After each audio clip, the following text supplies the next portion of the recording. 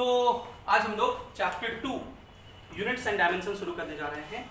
Units and dimension में 3 part है, 3 part हम लोग को सीखना है। हमारे कॉम्पिटिटिव एग्जाम के लिए 3 चीज इंपॉर्टेंट है। पहला जो इसमें इंपॉर्टेंट चीज है उसका नाम है डायमेंशनल एनालिसिस। पहला जो टॉपिक इसमें इंपॉर्टेंट है उसका क्या नाम है, जो हम लोग आज की क्लास में चर्चा करेंगे। दूसरा जो टॉपिक है उसका नाम है एरर एनालिसिस।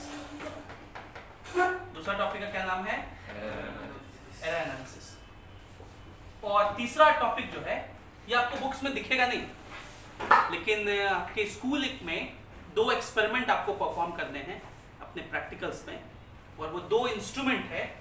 इन 2 इंस्ट्रूमेंट का नाम है, में से एक का नाम है स्क्रू वॉच एंड एक का नाम है वर्नियर कैलिपर।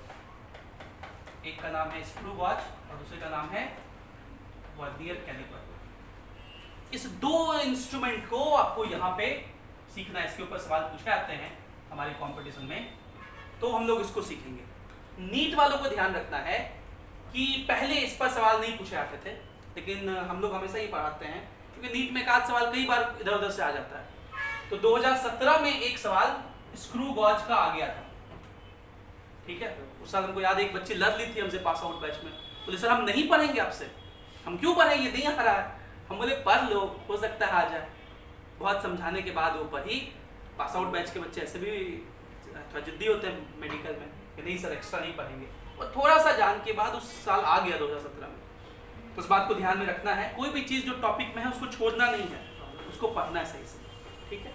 तो ये 3 टॉपिक हमारे हैं यूनिट एंड डायमेंशन में, और इसको आप बहुत अच्छे से पढ़ेंगे। आज का लेक्चर उसमें लोग क्या पढ़ेंगे, डायमेंशनल एनालिसिस। तो सबसे पहले हम लोग समझते हैं कि ये डायमेंशनल एनालिसिस क्या होता है। तो शॉर्ट में थोड़ी बातें समझिए आप, मैं उसको थोड़ा छोटा कर सकूं। देखिए, जो यूनिट्स होते हैं, यूनिट्स मेजर करने का एक तरीका है। उसको सबसे पहले शुरुआत कैसे हुआ, तो सबसे पहले लोग एक बार्टर सिस्टम पे काम करते थे। इस पे काम करते थे बार्टर सिस्टम। बार्टर सिस्टम जिसमें वस्तु विनिमय प्रणाली होता था, जिसमें एक गुड्स के बदले दूसरे गुड का एक्सचेंज होता था, एक्सचेंज ऑफ गुड्स होता था। लेकिन इसमें बड़ी परेशानी थी, बहुत परेशानी था। इसमें एक कहावत था कि एक भूखा किसान जो होता है, एक नंगा किसान जो होता है वो भूखे वीवर की तलाश करता है। नेकेड फार्मर वांट्स, क्या बोलते हैं भूखे को अंग्रेजी में, हंग्री वीवर, ठीक है। जो एक फार्मर है जिसके पास वस्त्र नहीं है, कपड़े नहीं है पहनने के लिए, और एक वीवर हो जो कपड़ा बनाता हो और वो भूखा हो, तब तो ये अपना खाने का सामान उसको देगा और कपड़े का सामान उससे लेगा। तो एक्सचेंज ऑफ गुड्स में बहुत सारी परेशानियां होती थी, जिसमें से एक परेशानी था डबल कोइंसिडेंस ऑफ बॉन्ड्स,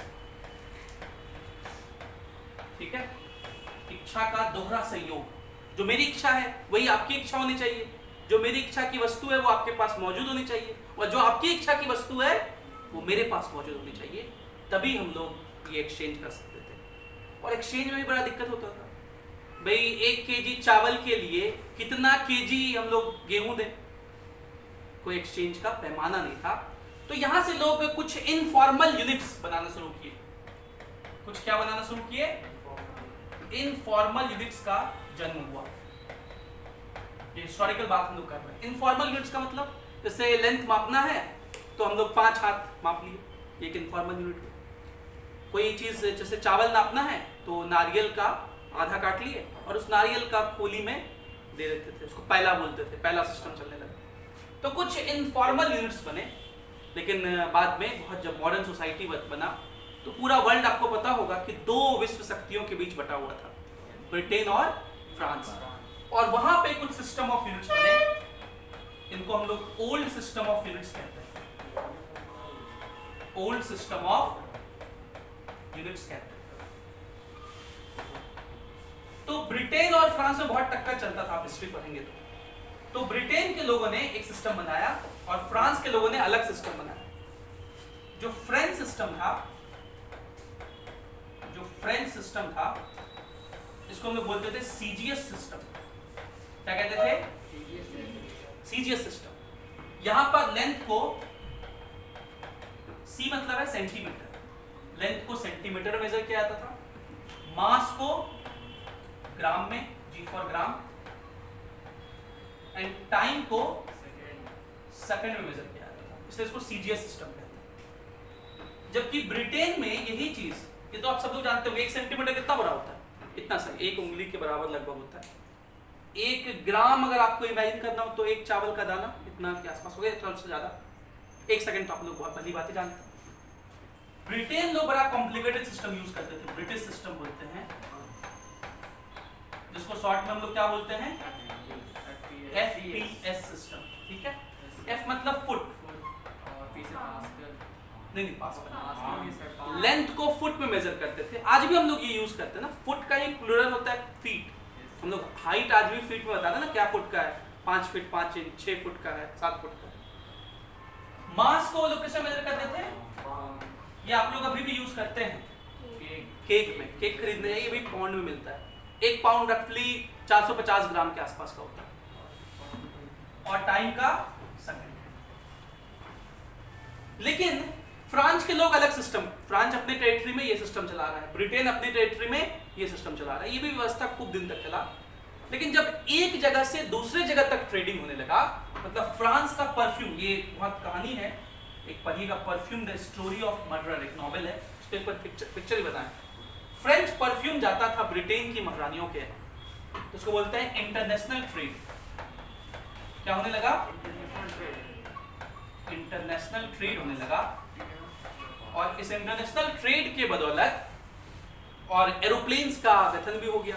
ठीक है, तो एक टेरिटरी से प्लेन दूसरे टेरिटरी पे जाता था, तो कांटेक्ट में बात करना होता था, तो हाइट वगैरह बताने के लिए एक ही सिस्टम होना चाहिए। अब मान लो फ्रांस का एक फ्लाइट ब्रिटेन के लंदन एयरपोर्ट पे जा रहा है, और फ्रांस का पायलट है, वो हमेशा सेंटीमीटर में लेंथ मेजर किया है, और ब्रिटेन के से संपर्क होगा तो वो कहेगा इतना फीट की ऊंचाई तो उड़ रहे हैं, तो कष्ट होगा। इसलिए जब जैसे इंटरनेशनल ट्रेड वगैरह शुरू हुआ और एरोप्लेन का आविष्कार हुआ, ये सेकेंड वर्ल्ड वॉर के आसपास होता है, 1940 के आसपास, तब इन दोनों कंट्रीज ने, इन दोनों कंट्रीज का मतलब पूरे वर्ल्ड में, क्योंकि आप जानते होंगे फ्रेंच का आधा दुनिया पे राज था और आधा दुनिया पे ब्रिटेन का राज था, तो मतलब इन दोनों कंट्री ने मिला, मतलब सारा दुनिया मिल गया। ब्रिटेन मतलब भारत भी उसी का हिस्सा था पहले, हम लोग भी उसी के गुलाम थे ना। तो इसीलिए ये लोग मिले और मिल करके एक सिस्टम बनाए जिसका नाम पड़ा, ये भी ओल्ड सिस्टम है, तीसरा, जिसका नाम पड़ा MKS सिस्टम। ठीक है, M का मतलब मीटर, M का मतलब मीटर, लेंथ को मेजर करने के लिए मीटर बनाए। K मतलब kg, लेंथ को मेजर करने के लिए, और S सेकंड। लेकिन आगे चल के सबको लगा कि सिर्फ इतने 3 यूनिट से काम नहीं चलेगा, और भी यूनिट्स बनाना पड़ेगा, इसलिए कॉन्फ्रेंस हुआ। इसलिए हम उसको क्या बोल रहे हैं? ओल्ड सिस्टम थे ये सब ओल्ड सिस्टम था। शुरुआत की बार्टर सिस्टम से और यहां तक पहुंचे। लेकिन अभी सब समझिए, बाद में अच्छे से लिख लीजिएगा आप लोग। लेकिन फिर एक स्टैंडर्ड कॉन्फ्रेंस हुआ और एक कमेटी बनाई गई, जिसको हम लोग SI बोलते हैं। ये एक फ्रेंच वर्ड है, SI का फुल फॉर्म होता है स्टैंडर्डे डे इंटरनेशनल, फ्रेंच वर्ड है। अंग्रेजी मतलब होता है स्टैंडर्ड एंड इंटरनेशनल। तो ये कमेटी बनाई गई, इसका हेडक्वार्टर बना सेवरस। सेवरस एक जगह है पेरिस शहर में,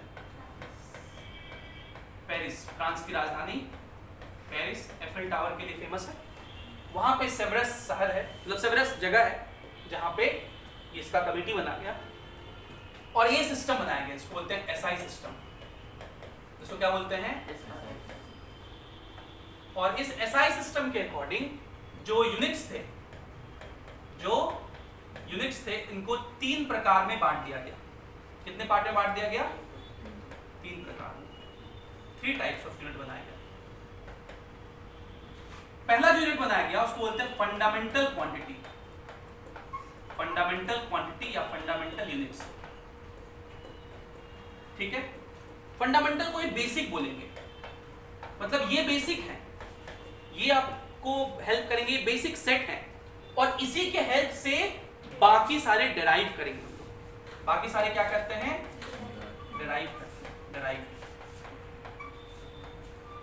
पहली बार जब मीटिंग हुआ था ना तो सिर्फ यही दो सोचे वो लोग, लेकिन कुछ समय बाद पता चला कि नहीं, कुछ ऐसे यूनिट्स हैं जिनका और जरूरत पड़ेगा हम लोग को, और उनका नाम दे दिया गया सप्लीमेंट्री यूनिट्स।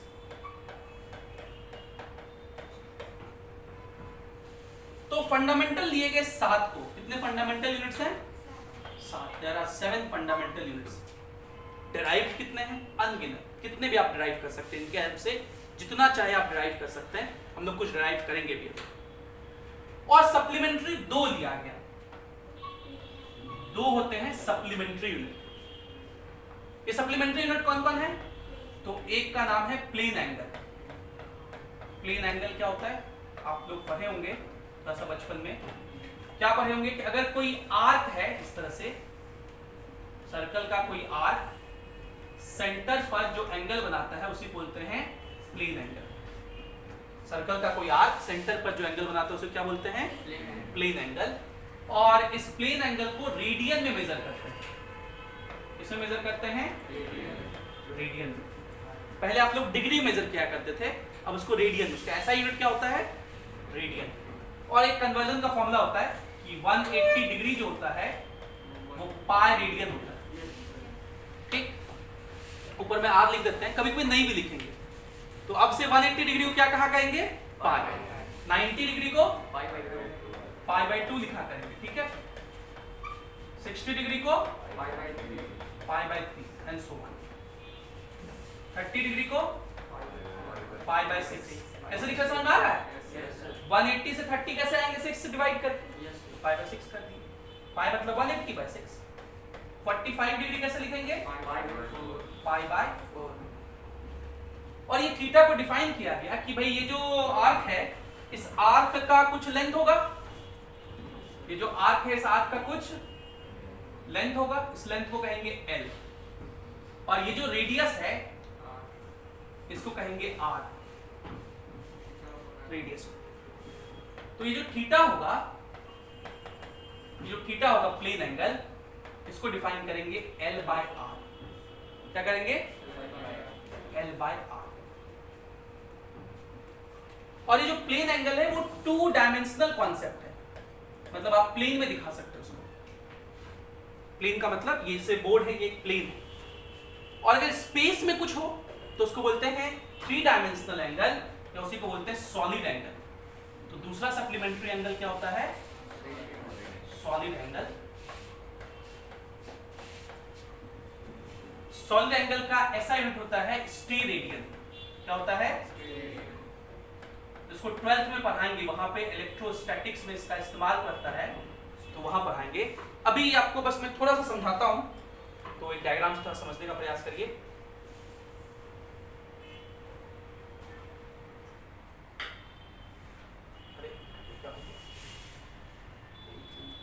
तो अभी थोड़ा सा प्रयास करिए एक समझने का। जैसे तरबूज खाने गए हो कभी मार्केट? तरबूज, ऐसा मान लीजिए तरबूज है, तो तरबूज रेड है कि नहीं है, पका हुआ है कि नहीं है, वो तरबूज वाला ऐसे एक चाकू लेता है और ऐसे स्लाइस मार करके सेंटर से एक आपको ऐसा एक स्लैब निकाल के देगा। ये ऐसा ठीक है? तो आप इमेजिन कर सकते हैं कि ये एक छोटा सा एरिया है, एक छोटा सा एरिया है। एरिया को ए से लिखते हैं, छोटा एरिया को डीए कहेंगे। छोटा एरिया को, इसको आप स्मॉल एरिया कह सकते हैं। और इसी के लिए एक टेक्निकल वर्ड यूज किया जाता है, एलिमेंटल एरिया। क्या यूज करेंगे? और ये जो सेंटर होगा, इस सेंटर पे आपको एक एंगल दिखेगा, यहाँ पे एक एंगल दिखेगा। लेकिन ये एंगल उस एंगल जैसा नहीं है, थोड़ा अलग है ना। मतलब एक पॉइंट होगा, यहाँ से ये एरिया है ऐसे, तो एरिया मतलब बहुत सारे, जैसे आप इमेजिन करिए कि ये एक पॉइंट है और ये एक एरिया है। तो इस एरिया के सारे पॉइंट को, इस एरिया के सारे पॉइंट को, सारे सराउंडिंग पॉइंट्स को, पेरीमीटर वाले पॉइंट्स को इससे मिला दीजिए, तो एक सॉलिड एंगल जैसा दिखेगा। क्या दिखेगा? Solid angle. इसको 3 डायमेंशनल कॉन्सेप्ट है। इसका रेडियस R है। सॉलिड एंगल को हम लोग इस तरह से ओमेगा से लिखते हैं। और ये होता है DA by R square, area by R square. तो इसे कैसे यूज करते हैं ये सब लोग पढ़ेंगे। अभी बस इतना याद रखिए कि दो सप्लीमेंट्री यूनिट होते हैं, एक प्लेन एंगल और दूसरा सॉलिड एंगल। प्लेन एंगल एक 2 डायमेंशनल कॉन्सेप्ट है और सॉलिड एंगल एक 3 डायमेंशनल कॉन्सेप्ट। ठीक, प्लेन एंगल का ऐसा यूनिट रेडियन होता है, सॉलिड एंगल का ऐसा यूनिट स्टेरेडियन होता है। और प्लेन एंगल क्या है? तो angle made by arc of a circle, arc of a at centre. ये एंगल है जो कि कोई आर्क सेंटर पे बनाता है। और सॉलिड एंगल क्या होता है? It is angle made by area at centre. कोई एरिया जो सेंटर पर एंगल बनाता है उसको क्या बोलते हैं? Solid angle. ठीक है, तो ये डिफरेंस है दोनों में। तो फंडामेंटल यूनिट बनाए गए 7 और डेराइव आप कितने ही बना सकते हैं। तो हम लोग फंडामेंटल यूनिट्स का चर्चा करते हैं, थोड़ा सा इसका चर्चा करते हैं, फंडामेंटल यूनिट्स का। फंडामेंटल यूनिट्स ये 7 हैं। ये कितने हैं? 7। जैसे मास, पहला है मास। तो मास को कहेंगे एक फंडामेंटल क्वांटिटी है जिसका यूनिट होता है केजी, जिसका ऐसा यूनिट क्या होता है? और इसी को यूनिट को, इसको बोलते हैं यूनिट। यूनिट को ही लिखने का एक तरीका होता है, उसको बोलते हैं dimension. So what is dimension? Another way to write unit. What is dimension? Another way to write unit. Another way to write unit.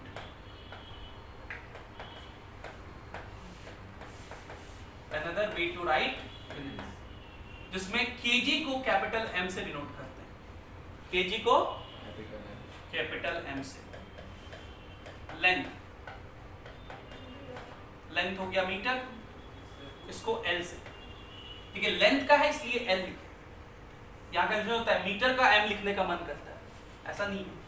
KG को कैपिटल M से लिखते हैं क्योंकि केजी मास का है। मीटर को L से लिखते हैं, डायमेंशनल। इसी को बोलते हैं डायमेंशनल एनालिसिस। Third, time.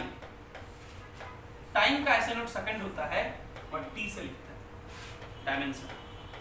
फिर होता है करंट, एम्पियर, A से लिखते हैं। पहला वाला तीनों अलग है, बाकी सबका यूनिट डायमेंशन सेम है। टेम्परेचर, केल्विन होता है ऐसा यूनिट, K से लिखते हैं। छठा होता है luminous intensity. Luminous intensity light को मेजर करने का यूनिट होता है और कैंडेला से लिखते हैं, CD। कैंडल वर्ड से आया है, कैंडल से जितना रोशनी होता है ना, उसी से इसका जन्म हुआ था, कैंडेला का। और सेवेंथ होता है amount of substance. Amount of substance chemistry में खूब यूज करिएगा, फिजिक्स में भी यूज करेंगे। मोल, MOL से लिखते हैं। ठीक है, ये इसका यूनिट और डायमेंशन हुआ। ये 7 फंडामेंटल यूनिट है। लेकिन एक बात जो बहुत इंपॉर्टेंट है, आपको ध्यान में रखना है, वो बात ये है कि जो ये 7 हैं, इनका यूनिट भी और डायमेंशन भी है। तो अगर यूनिट होगा तो ये डायमेंशन होगा। लेकिन जो सप्लीमेंट्री क्वांटिटीज हैं, ये जो सप्लीमेंट्री क्वांटिटीज हैं, इनके पास सिर्फ यूनिट्स होते हैं, इनका कोई डायमेंशन। ये बहुत इंपॉर्टेंट पॉइंट है। क्या बोले? Supplementary quantities have only units but no dimension. तो आपसे पूछा जाए कि क्या कोई ऐसा क्वांटिटी हो सकता है जिसके पास यूनिट हो लेकिन डायमेंशन ना हो? कहेंगे बिल्कुल हो सकता है। सप्लीमेंट्री यूनिट्स ऐसे ही क्वांटिटी हैं, इनके पास यूनिट तो है, इसका यूनिट रेडियन है, इसका यूनिट क्या है? स्टेरेडियन है, लेकिन इसके पास कोई डायमेंशन नहीं। लेकिन उल्टा पॉसिबल नहीं है। हम कहें कि क्या ऐसा कोई क्वांटिटी हो सकता है जिसके पास डायमेंशन है लेकिन यूनिट ना हो? कहेंगे नहीं हो सकता, क्योंकि डायमेंशन तो यूनिट को ही लिखने का एक तरीका है। भाई किसी का डायमेंशन m है तो जरूर उसका यूनिट क्या रहा होगा? kg, क्योंकि kg को ना m लिखे होंगे। किसी का डायमेंशन L है तो मीटर होगा, इसका यूनिट होगा। तो ऐसा क्वांटिटी पॉसिबल है जो अभी दो दिखाया आपको, जिसके पास यूनिट हो लेकिन डायमेंशन, लेकिन उल्टा पॉसिबल नहीं है। तो हम लोग क्या लिखते हैं कि ऑल क्वांटिटीज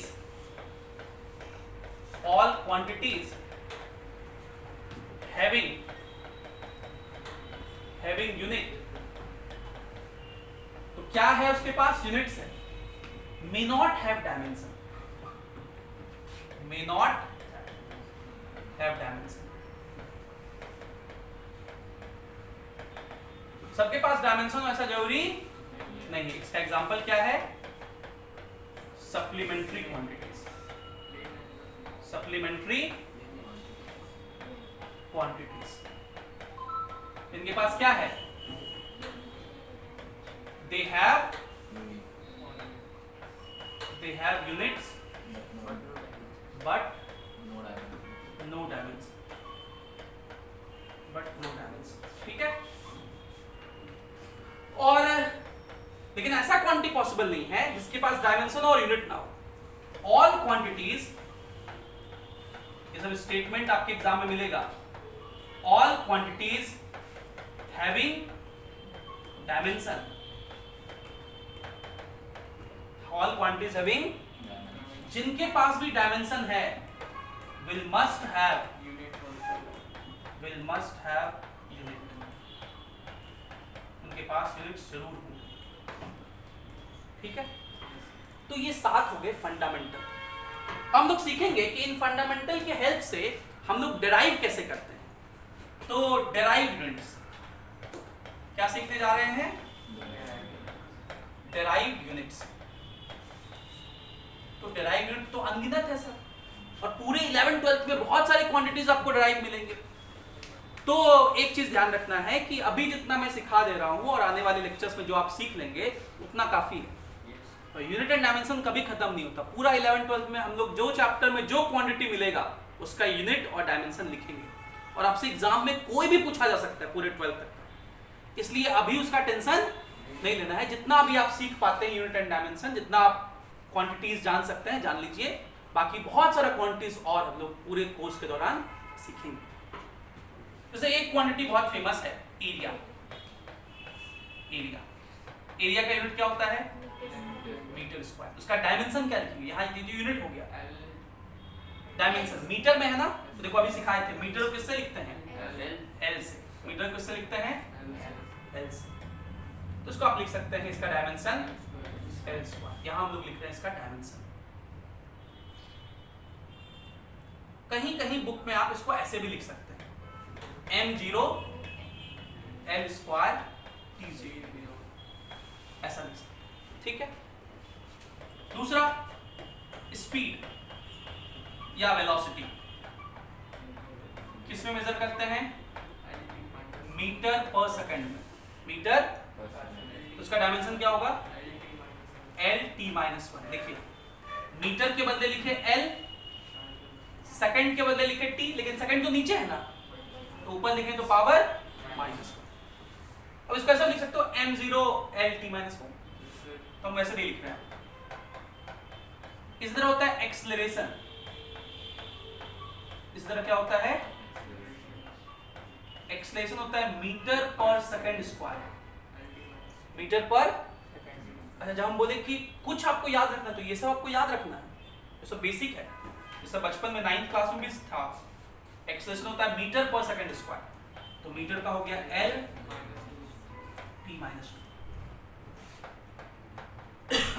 इसी तरह एक मिलेगा फोर्स। आप जानते होंगे न्यूटन का नियम कहता है कि force is mass into acceleration, force is equals to mass into acceleration. तो इसका यूनिट हम लोग यहां से लिख सकते हैं। मास क्या हो गया, मास हो गया केजी, मास का यूनिट होता है केजी, और एक्सेलरेशन का मीटर पर सेकंड स्क्वायर। इसको हम लोग न्यूटन भी कहते हैं, इसको हम लोग न्यूटन भी कहते हैं। और इसका डायमेंशन क्या लिखेंगे, केजी के बदले हो गया m, मीटर के बदले L, T-, ठीक है। फोर्स का कोई डाइन बोलते हैं नहीं, वो सीजीएस यूनिट होता है इसका, अभी हम लोग चर्चा करेंगे उसका भी। फोर्स का ही सीजीएस यूनिट होता है डाइन, ये ऐसा यूनिट है न्यूटन, ठीक है।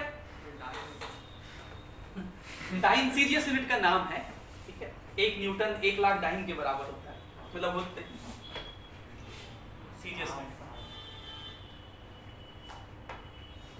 तो ये फोर्स हो गया। पांचवा जैसे प्रेशर का पूछे,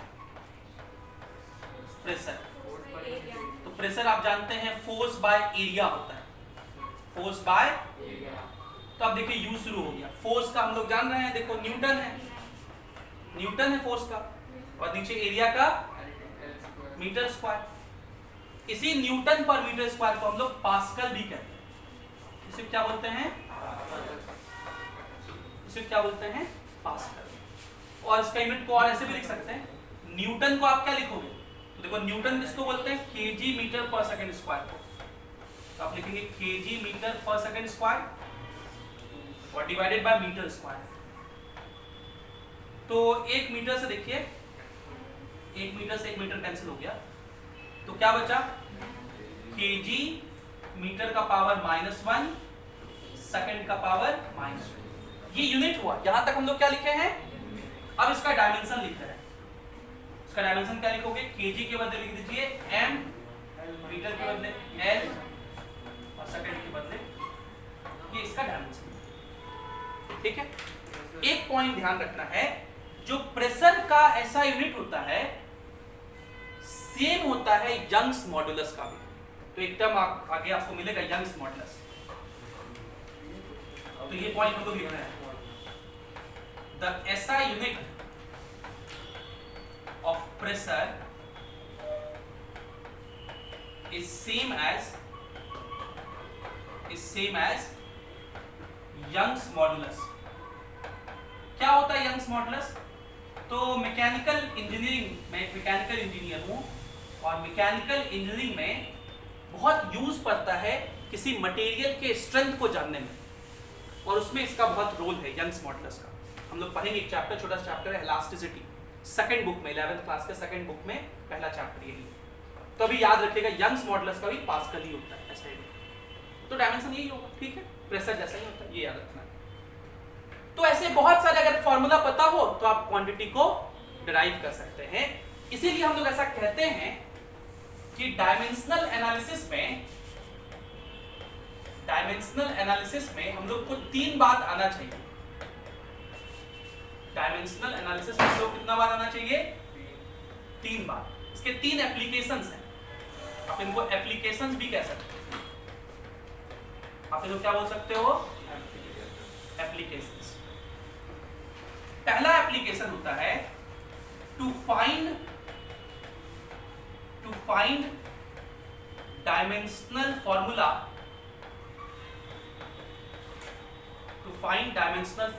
ऑफ ए टर्म। किसी टर्म का आपको डायमेंशनल फॉर्मूला निकालने आना चाहिए। जैसे अगर मैं कहूं, इसके लिए मैं एग्जांपल दे रहा हूं आपको, इसके लिए मैं आपको एक एग्जांपल करा रहा हूं कि अगर मैं आपसे कहूं कि न्यूटन्स लॉ ऑफ ग्रेविटेशन के अनुसार अगर आपके पास 2 ऑब्जेक्ट है, 2 मासेस है, तो न्यूटन का गुरुत्वाकर्षण का नियम, न्यूटन्स लॉ ऑफ ग्रेविटेशन कहता है कि every 2 object of universe attracts each other with a force, मतलब ये वाला m1 इस पर फोर्स लगाएगा F, और ये वाला m2 इस पर इधर फोर्स लगाएगा, और इस F का वैल्यू दिया जाता है, इस F का वैल्यू होता है capital G m1 m2 by r, capital G m1 m2 by r। अब ये F क्या है? ये F है फोर्स। F क्या है? तो इसका यूनिट हो गया न्यूटन। m1 m2 क्या है? मासेस है। m1 m2 क्या है? मासेस है। तो इसका यूनिट क्या हो जाएगा? kg। मासेस को कैसे मेजर करेंगे? और r क्या है? r है डिस्टेंस। r क्या है? इसको आप कैसे मेजर करोगे? लेकिन अगर आपसे सवाल पूछा जाए, सवाल ये पूछा जाए कि find units and dimension of capital G, units and dimension of capital G. तो अब आपको ये डायमेंशन, ये ट्रिक का यूज करना है, ये तरीका का यूज करना है। ये पहला एप्लीकेशन है। कैसे यूज करते हैं वो सीखिए। जिसका आपको यूनिट निकालना है, किसका निकालना है, तो पहले कैपिटल जी का फार्मूला लिख लीजिए। तो कैपिटल जी को यहीं रहने दीजिए, बाकी सबको इधर भेज दीजिए। तो क्या हो जाएगा, F R square by m1 m2, ये m1 m2 मल्टीप्लाई में डिवाइड में आ गया, और सबका यूनिट लिख दीजिए खाली खाली। फोर्स का क्या हो गया, न्यूटन। फोर्स का क्या हो गया, डिस्टेंस का हो गया मीटर स्क्वायर। डिस्टेंस का मीटर होता है तो स्क्वायर है तो मीटर स्क्वायर, और नीचे केजी इंटू केजी, ये इसका यूनिट हो गया। इसका क्या हो गया, यूनिट, एसआई यूनिट ऑफ जी, ये हो गया, ये इसका एसआई यूनिट हो गया। और अब इसका आप डायमेंशन भी लिख सकते हैं। कैसे लिखेंगे डायमेंशन, कैसे लिखेंगे डायमेंशन, तो देखिए न्यूटन, न्यूटन किसको बोलते हैं, केजी मीटर पर सेकंड स्क्वायर। तो आप देखिए यही सब चीज याद रखना। न्यूटन अभी पीछे लिखे थे, किसको बोलते हैं, केजी मीटर पर, भूल गए आप लोग, कोई बात नहीं। देखिए न्यूटन किसको लिखे थे, केजी मीटर पर सेकंड स्क्वायर। तो न्यूटन हो गया केजी मीटर पर सेकंड स्क्वायर, इनटू क्या है यहाँ, metre square, upon KG square. तो देखिए एक केजी से एक केजी कटा, और कुछ कटेगा क्या, और कुछ नहीं कटेगा। तो नीचे सिर्फ एक केजी बचा रह गया। अगर इसको ऊपर लिखेंगे तो क्या लिखेंगे, केजी का पावर, ये मीटर इंटू मीटर स्क्वायर, तो मीटर क्यूब हो गया, ऊपर ही लिखा हुआ है। और नीचे सेकंड है, सेकंड का स्क्वायर, तो सेकंड का पावर -2, ये हो गया m का पावर -1, n क्यूब, p का पावर -2। ये डायमेंशन हो गया। तो कोई भी फॉर्मूला आपको पता होगा तो आप इस तरह से डायमेंशन निकाल सकते हैं। कई बार एग्जाम में, जैसे पिछले साल 2020 के जेईई मेंस में एक ऐसा टर्म दे दिया जो जनरली आप फॉर्मूला नहीं पढ़ेंगे या याद नहीं होगा एग्जाम में, अगर पढ़ेंगे भी तो, लेकिन उसमें एग्जाम में ही कुछ ऐसी बातें लिखी हुई थी कि आप उसका डायमेंशन निकाल सकते हैं। तो देखिए क्वेश्चन हम यहाँ लाए हैं आपके पास। ये क्वेश्चन जेईई मेंस 2020 में 3 सितंबर को पूछा गया था। और सवाल क्या है, पढ़िए।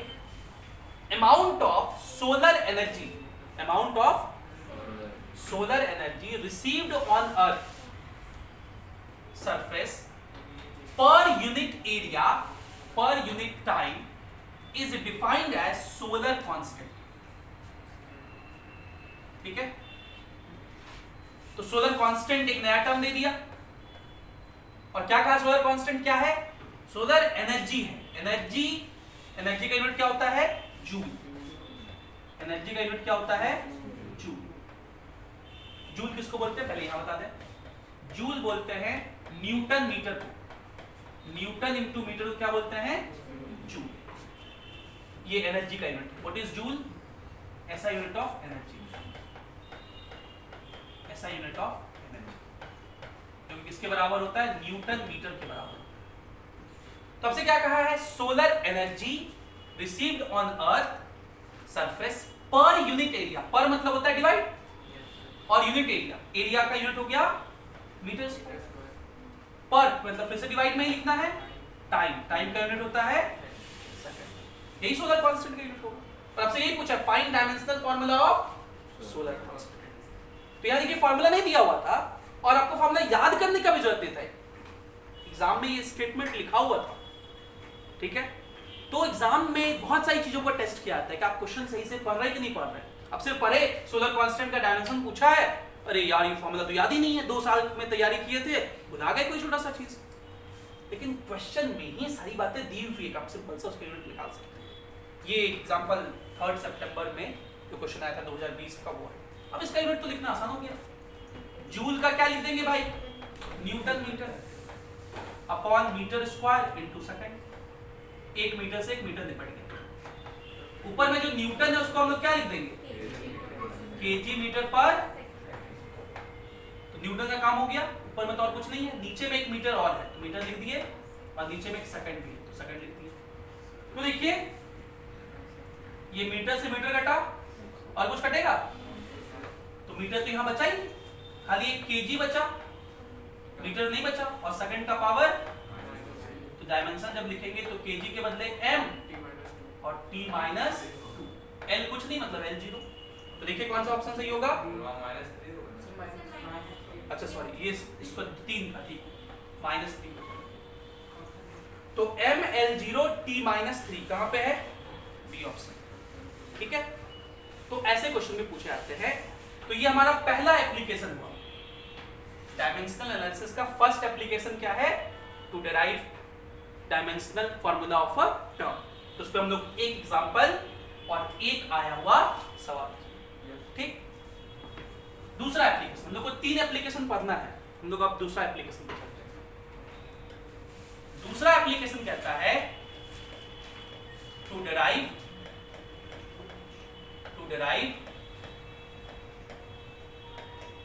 डायमेंशनल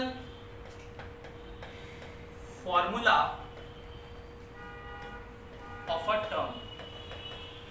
सॉरी, ये तो लिख दिया, टू डिराइव, थोड़ा सा इसमें मिस हो गया। To derive formula, to derive formula of a term. कोई टर्म का कहेगा फॉर्मूला डिराइव करने, डायमेंशनल फॉर्मूला नहीं, फॉर्मूला डिराइव करने। जैसे मैं आपको एक एग्जांपल से एक क्वेश्चन समझाता हूं, क्वेश्चन नहीं एग्जांपल समझाता हूं। एक एग्जांपल समझिए। और एग्जांपल हमने लिया है कि जो सेंट्रीपिटल फोर्स होता है, सेंट्रीपिटल फोर्स, अब सेंट्रीपिटल फोर्स क्या होता है हम लोग पढ़ेंगे भाई, बस याद रखिए कि सेंट्रीपिटल फोर्स को F से लिखते हैं। तो कुछ ऐसे लिखा रहेगा, सेंट्रीपिटल फोर्स F जो है वो डिपेंड करता है, depends on mass, that is m, length, sorry length नहीं, रेडियस,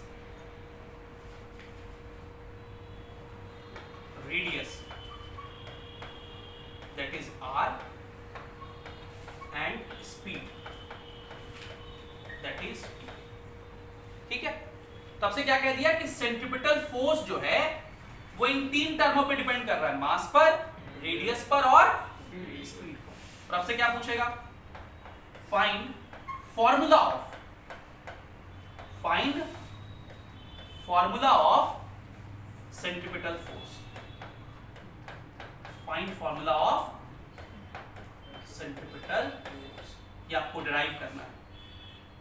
यहां आप डायमेंशनल फॉर्मूला नहीं पूछ रहा है, फॉर्मूला पूछ रहा है। तो इसके लिए रूल ये है कि जिसका भी फॉर्मूला पूछेगा, किसका पूछ रहा है, फोर्स का, तो आप फोर्स को लेफ्ट हैंड साइड लिख दीजिए, फोर्स को किधर लिख दीजिए, लेफ्ट हैंड साइड। और कहेंगे कि ये फोर्स किस पर डिपेंड कर रहा है। डिपेंड करने का मतलब प्रोपोर्शनल है, किस पर डिपेंड कर रहा है, तो लिखेंगे मास का पावर a। अब मास पर कैसे डिपेंड कर रहा है ये हमें नहीं पता, मास के डायरेक्टली प्रोपोर्शनल भी हो सकता है, मास के स्क्वायर पर भी डिपेंड कर सकता है, मास के इनवर्सली प्रोपोर्शनल भी हो सकता है। तो इनवर्सली प्रोपोर्शनल मतलब मास का पावर -1, तो कुछ भी हो सकता है। इसलिए हम लोग पावर क्या ले लिए, a, और इस a का वैल्यू निकालना पड़ेगा। और किस पर डिपेंड कर रहा है, तो रेडियस का पावर, और किस पर डिपेंड कर रहा है, स्पीड, तो उसका पावर क्या मान लिए। अब हम लोग क्या करेंगे, अब हम लोग सबका डायमेंशन लिखेंगे। फोर्स का डायमेंशन लोग जानते हैं, हाँ, फोर्स का डायमेंशन भी लिखे थे। फोर्स का यूनिट होता है न्यूटन, उसे को बोलते हैं केजी मीटर पर सेकंड। मतलब ये हो गया ml t-2। अब जब डायमेंशन लिखेंगे ना तो इस प्रोपोर्शनलिटी को इक्वल टू बदल देंगे, क्योंकि प्रोपोर्शनलिटी जब आप इक्वल टू बदलते हैं तो कोई कांस्टेंट लगता है, और वो जो कांस्टेंट होता है वो डायमेंशन लेस होता है, कोई डायमेंशन नहीं है उसका, तो इसलिए इक्वल टू बदल गया। m क्या था, मास, तो मास का यूनिट क्या होता है, केजी, मास का यूनिट, डायमेंशन ये हो गया m का पावर a। r क्या है, इसका unit metre, dimension l। v क्या है, स्पीड, यूनिट मीटर पर सेकंड, डायमेंशन, तो मीटर के बदले क्या लिख दिए l, और फर्स्ट सेकंड मतलब t का पावर और होल पावर ठीक है। अब यहाँ पे हम लोग एक लाइन और सॉल्व करने, यहाँ पे मास तो एक ही जगह है तो मास का पावर a हो गया, l यहाँ भी है और l का पावर यहाँ है 1, होल पावर है c, तो पावर पे पावर मल्टीप्लाई हो जाता है और फिर बेस सेम होने पर पावर ऐड हो जाता है। तो l का पावर यहाँ b है और यहाँ c है तो b प्लस c, और t का पावर यहाँ और इधर क्या है m l t का पावर। अब यहाँ पे हम लोग एक प्रिंसिपल का इस्तेमाल करते हैं और उसको बोलते हैं principle of homogeneity. Principle of homogeneity बहुत सिंपल सा प्रिंसिपल है, बहुत खतरनाक नहीं है, बहुत आसान सा बात है। ये कहता है कि आम के साथ आम ही ऐड हो सकता है, आम के साथ आम ही ऐड हो सकता है, लीची नहीं। जैसे मान लीजिए अगर x और y ऐड हो रहा है या सब्ट्रैक्ट हो रहा है तो ऐड या सब्ट्रैक्ट होके कुछ बनाएगा z, तो जो x का यूनिट होना चाहिए वही y का होना चाहिए, तभी ऐड कर सकते हैं।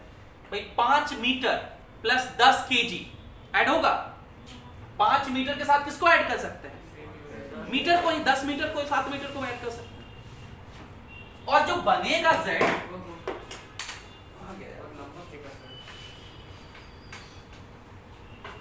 और जो बनेगा z उसका भी यूनिट क्या होगा? सेम होगा, अलग अलग नहीं होगा। ठीक है, समझ रहे हैं? 5 मीटर प्लस 7 मीटर मिलके क्या बनाएगा? 12 मीटर। और जब भी आपको ऐसा इक्वेशन लिख रहे हैं तो इस इक्वेशन में जो लेफ्ट हैंड साइड का यूनिट है वही राइट हैंड साइड का यूनिट है। इसलिए हम लोग बोलते हैं कि कोई भी फॉर्मूला में लेफ्ट हैंड साइड का यूनिट और राइट हैंड साइड का यूनिट सेम होता है, तभी वो सही हो सकता है। तो फॉर्मूला, ये प्रिंसिपल क्या कहता है? Formula is correct dimensionally. Formula is correct dimensionally when unit of left hand side is equals to unit of unit के जगह आप डायमेंशन भी लिख सकते हैं। ठीक है, तो अब देखिए चलिए कुछ चलो क्या लिखा था m का पावर a। अब कंपेयर करिए, यहाँ पे मास का पावर कितना है? कुछ नहीं तो 1 है, यहाँ कितना है a, देयरफॉर a का वैल्यू कितना हो गया? यहाँ l का पावर कितना है? 1, कुछ नहीं तो 1 है, और यहाँ l का पावर b प्लस c। तो ये हम लोग का एक इक्वेशन हो गया, ये हम लोग का एक। आगे चलिए, यहाँ t का पावर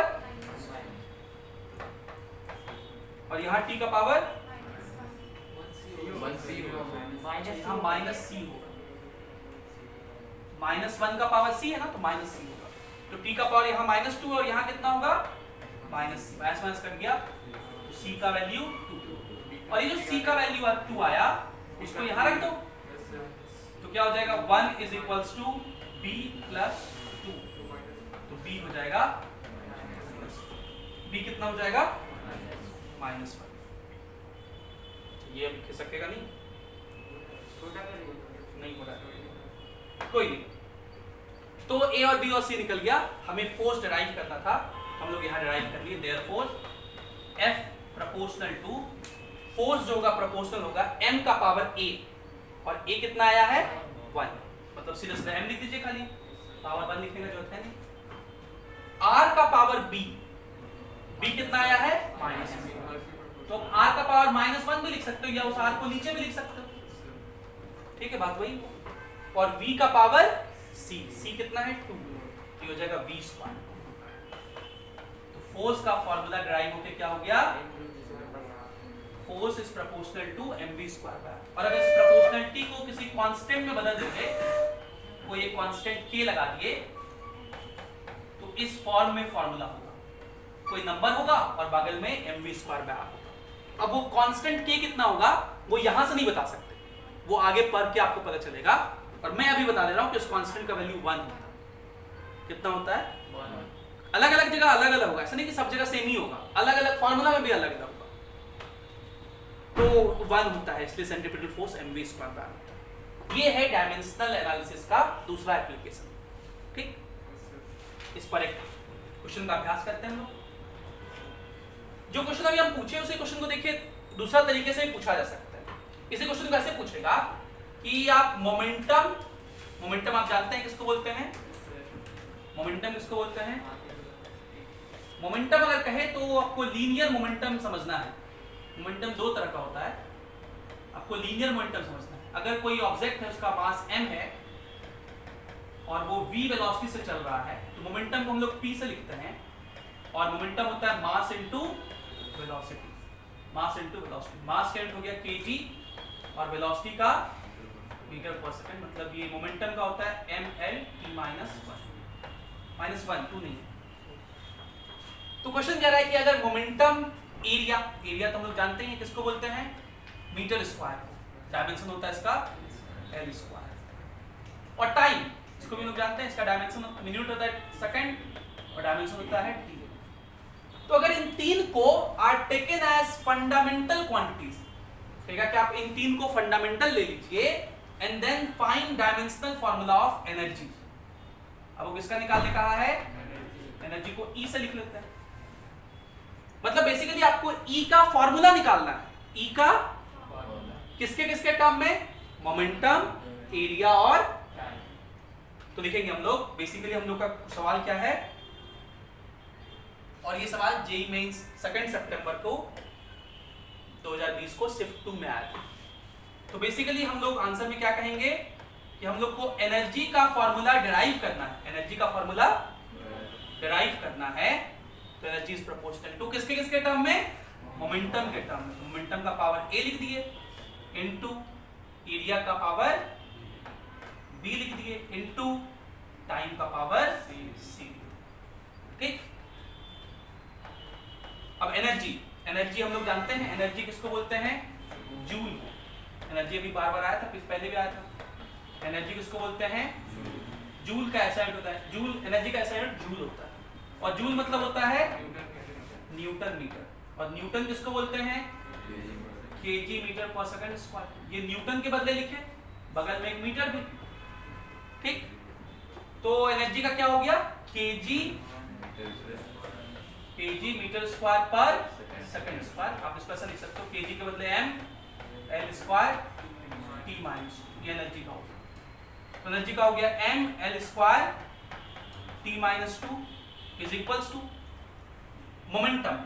मोमेंटम का भी हम लोग लिखे m l का power a, area l square power b, और टाइम का तो t तो पावर c सीधा सीधा। तो इसको हम लोग सॉल्व करेंगे। देखिए यहाँ अब हम डायरेक्ट लिख रहे हैं, मास का पावर यहाँ कितना है? 1, और उधर साइड कितना है? तो देखो यहाँ पे 1 का पावर a है तो a मिलेगा, और तो कहीं है नहीं, तो a का वैल्यू सीधा सीधा 1 हो गया। अब l चलिए, l का पावर यहाँ है 2 लेफ्ट हैंड साइड में, राइट हैंड साइड में देखो l का पावर यहाँ 1 है होल पावर a प्लस यहाँ देखो 2b, और तो कहीं नहीं है, और a का वैल्यू हम लोग निकाल चुके हैं, तो a का वैल्यू 1 रख देंगे प्लस 2b, तो 1 इधर चला गया तो 2 माइनस 1 1 हो जाएगा, तो b इज इक्वल्स टू हो जाएगा t का पावर यहाँ -2 है, यहाँ t का पावर -a है, -1 का पावर a, यहाँ तो है नहीं, प्लस माइनस a का वैल्यू निकाल चुके हैं 1, तो ये माइनस में जाके प्लस 1 हो जाएगा, c इज इक्वल्स टू क्या हो जाएगा? -1, ये c का वैल्यू। तो a b c निकल गया, तो हमारा फॉर्मूला डिराइव हो गया। देयरफॉर हम लोग क्या कहेंगे? Energy is proportional to p का पावर a। a कितना है? 1 इनटू एरिया का पावर b हाफ, और टाइम का पावर c।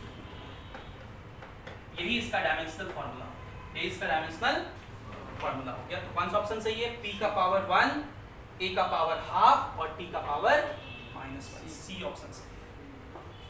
ठीक, और ऐसे क्वेश्चन पिछले 2-3 साल में खूब पूछे गए सब पेपर में। तो देखिए 2 सितंबर के सेकंड शिफ्ट 2 में पेपर में ये सवाल था, और ऐसा ही सवाल देखिए 2 सितंबर के फर्स्ट शिफ्ट में भी था। इसमें क्या है क्वेश्चन की स्पीड, एरिया और फोर्स को फंडामेंटल लेना है और आपको किसका डिराइव करना है, यंग्स मॉडुलस का। और अभी आपको बताया यंग्स मॉडुलस का प्रेशर का ही बताया, तो ये आपके लिए गृह कार्य में है, ये होमवर्क में आप लोग बनाएंगे, ठीक है। एक यूनिट, एक एप्लीकेशन और है, एक एप्लीकेशन और है, और वो एप्लीकेशन है conversion of unit, conversion of units from one system to other, conversion of units from one system to other, एक सिस्टम से दूसरे में कन्वर्ट करना। और इसके लिए एक फॉर्मूला आपको याद रखना है, N2 is equals to N1 into M1 by M2 का power A into L1 bye L2 का power B into T1 bye T2 का पावर C। ये क्या क्या लिख दिया सर? तो इसको हम लोग समझते हैं एक प्रश्न के हेल्प से। ये क्वेश्चन भी जेईई मेंस 2019 में आया हुआ है, 10 जनवरी का एग्जाम हुआ था। तो देखो एक टर्म है, बातें देखो, एक टर्म है डेंसिटी ऑफ अ मटेरियल। तो पहले लोग डेंसिटी की बात करें थोड़ा सा। डेंसिटी के बारे में आप लोग जानते हैं? डेंसिटी किसको बोलते हैं? मास बाय वॉल्यूम को, मास बाय वॉल्यूम को।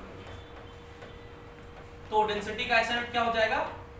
केजी पर मीटर क्यूब। इसका अगर आप डायमेंशन लिखेंगे तो क्या लिखेंगे? एम एल, एम एल का पावर -3 और टी तो है नहीं इसमें, T0। ये इसका डायमेंशनल फॉर्मूला। तो जो भी टर्म है डेंसिटी, तो जिसका भी टर्म का बात करें यूनिट कन्वर्जन का, तो पहले आप उस टर्म का यूनिट लिख लीजिए और डायमेंशन लिख लीजिए। इसके डायमेंशनल फार्मूला में जो m का पावर है, यहां कुछ नहीं तो 1 है, उसको a कहते हैं। उसको क्या बोलते हैं? जो l का पावर है उसको b कहते हैं, और जो c का t का पावर है उसको c कहते हैं। ठीक, देखो यहां पे था ना फॉर्मूला में a b c, m का पावर में था, l का पावर में था, तो ये a b c पहले निकाल। अब सर ये n1 क्या है, n1 n2 क्या है? तो n1 n2 है वैल्यू, न्यूमेरिकल वैल्यू।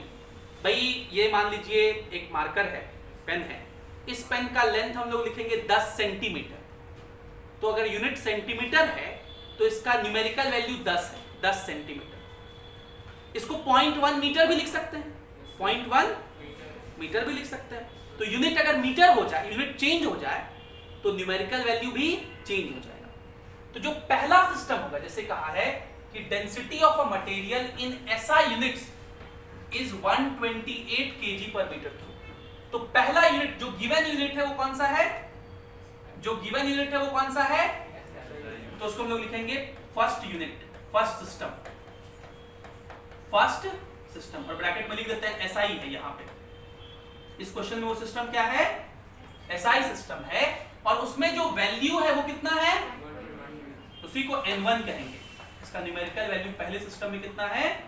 128 है, 128 है, ठीक है। और पहले सिस्टम में मास को किस में मेजर करते हैं? तो SI सिस्टम है पहला सिस्टम तो भाई, और मास को किस में मेजर करते हैं SI सिस्टम में? केजी, तो उसको M1 कहेंगे। L1 पहले सिस्टम में लेंथ को किस में मेजर करते हैं? तो SI सिस्टम में लेंथ को मीटर मेजर करते हैं। और T1 पहले सिस्टम में टाइम को किस में मेजर करते हैं? ये हो गया फर्स्ट सिस्टम।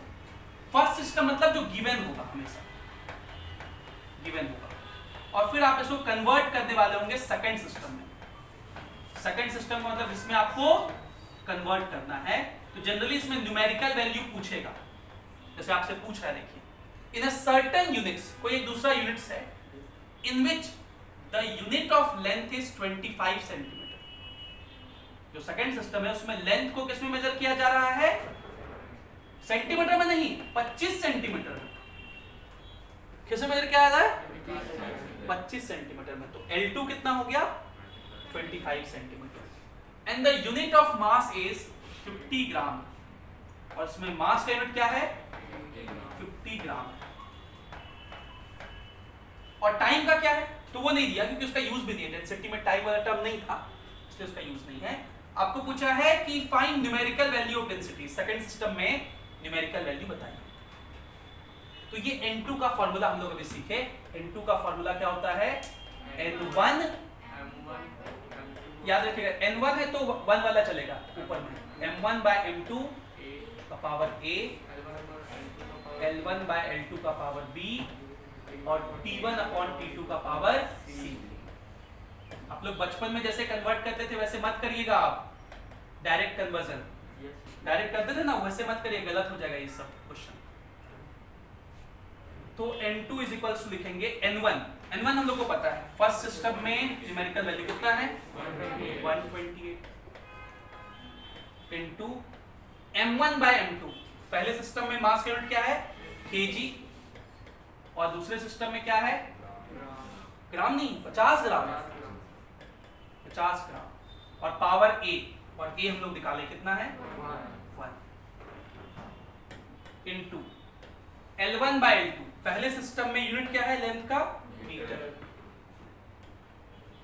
दूसरे सिस्टम में 25 सेंटीमीटर, तो 25 सेंटीमीटर और पावर B कितना है माइनस, और T1 by T2 का पावर C 0 लिखोगे, एनीथिंग टू द पावर 0 क्या होता है 1।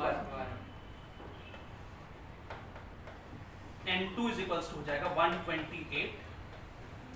हम लोग kg को लिख सकते हैं 1000 ग्राम, कुछ नहीं लिखा है सामने मतलब 1 kg लिखा हुआ है और 1 kg में 1000 ग्राम होता है, 50 ग्राम नीचे लिखा हुआ है, पावर 1 तो 1 लिखने की जरूरत है नहीं, ऊपर में लिखा हुआ मीटर्स को लिख सकते हैं 100 सेंटीमीटर 25 सेंटीमीटर पावर माइनस।